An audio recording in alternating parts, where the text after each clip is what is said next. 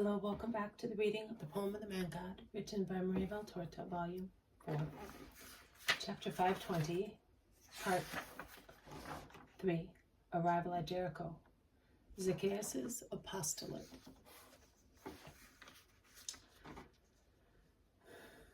He is the servant of my Father and has remained with me. I dismissed all the others, but he is dear to me. He is the voice that was never silent when I sinned. And because of that, I used to ill-treat him.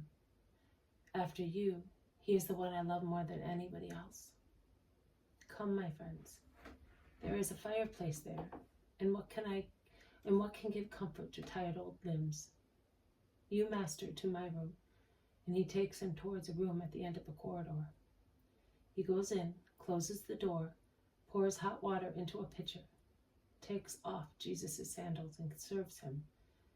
Before putting the sandals on again, he kisses the bare foot and places it on his neck, saying, thus, that it may crush the residue of the old Zacchaeus. He stands up. He looks at Jesus with a smile that trembles on his lips, a humble smile, which looks as if it were moistened with tears.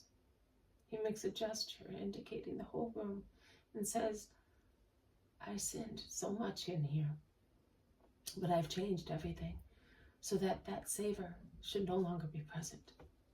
Memories. I am weak. I wanted only the memory of my conversion to be alive on these bare walls, in this hard bed.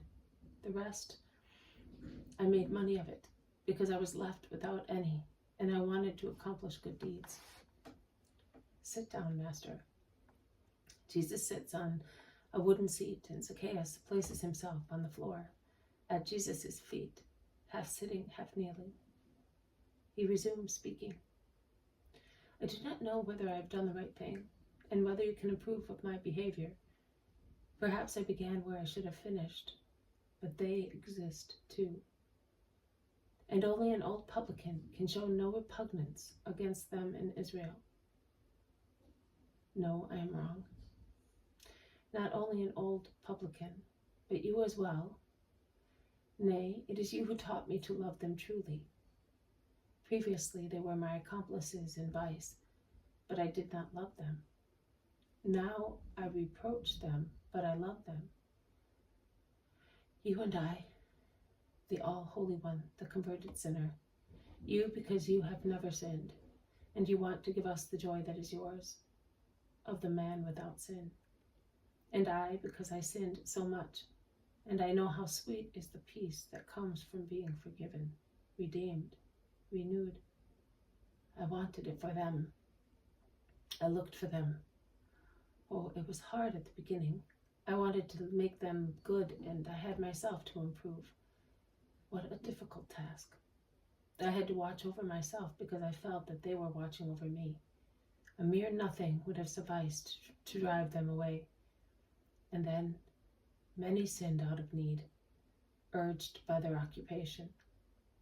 I sold everything to have money to help to keep them until they found their jobs, less profitable, more laborious, but honest.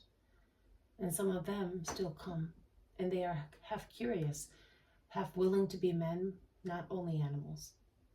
And I have to give them hospitality until they become submissive to the new yoke.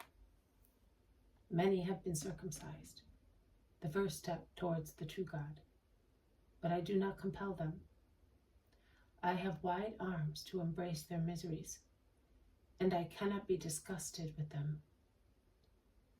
I also would like to give them what you would like to give everybody, the joy of being without remorse, since we cannot be like you without sin.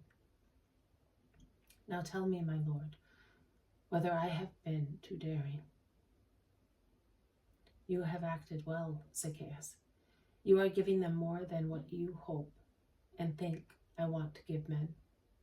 Not only the joy of being forgiven without remorse, but the joy of being soon citizens of my heavenly kingdom. I was aware of these deeds of yours. I followed you while you proceeded along the hard but glorious path of charity, because that is charity, and of the purest quality. You have understood the word of the kingdom. Few people have understood it because the ancient idea survives in them with the firm belief that they are already holy and learned. After removing the past from your heart, you remained empty, and you were able to, nay, you wanted to put the new words, the future, the eternal into your heart. Continue so, Zacchaeus, and you will be the collector of your Lord Jesus, concludes Jesus, smiling and laying his hand on Zacchaeus' head. Do you approve of what I did, Lord? Of everything? Of everything, Zacchaeus. I also told Nike, who is speaking to me about you. Nike understands you. She is open to universal mercy. Nike used to help me a lot, but now I see her only once a month at the new moon. I would have liked to follow her, but Jericho is favorable to my new work. She will not stay long in Jerusalem. You would move for no time. Afterwards, Nike will come back here. After how long, Lord? After my kingdom has been proclaimed. Your kingdom? I am afraid of that moment. Will those who now say that they are faithful to you be able to be so then? Because there will certainly be uprisings and struggles between those who love you and those who hate you. Do you know, Lord, that they engage even highwaymen, the scum of the people, to have followers ready to form a large mass and thus impose themselves on others?